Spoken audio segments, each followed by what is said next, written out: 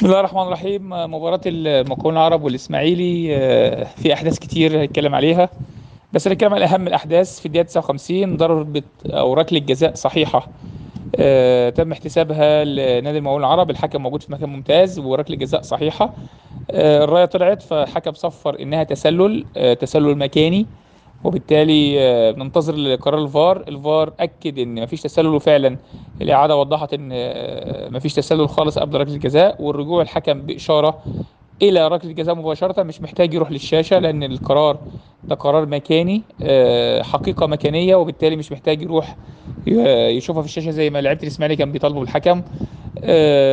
ركله جزاء صحيحه، مراجعه صحيحه من الفار، خطأ كان عند المساعد باحتساب التسلل، وفي الاخر قرار الحكم في مجمله صحيح وقرار التحكيم في مجمله صحيح. الخروج الاسماعيلي والتهديد بالانسحاب غير مقبول، والتحكيم يعني خارج المشكله خالص، لان الحكم والفار خدوا القرار الصحيح.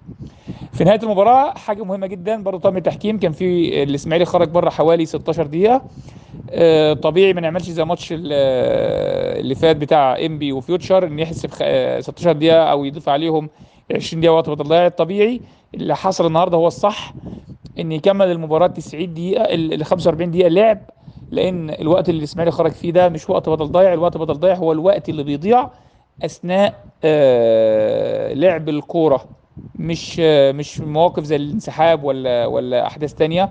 دي حاجه بتضاف بيضيفها الحكم بدون اعتبارها وقت بدل ضايع، وبعد كده بيحسب الوقت بدل ضايع اللي في الاخر ظهر لنا 6 دقائق. تصرف صحيح من حكم المباراه ومن طاقم التحكيم. والنهارده محمد يوسف ورفاقه ادوا اداء محترم جدا، تحكيمي محترم، مفيش عندنا مشكله النهارده في التحكيم. المشكله النهارده في الاعتراض الغير مقبول من لاعبي الاسماعيلي والخروج من ارض الملعب. النهارده في ايجابيات كتيره للتحكيم غطت على السلبيات اللي شفناها يوم انبي وفيوتشر. دي كل حاجه عندنا في التحكيم. شكرا ليكم، سلام عليكم.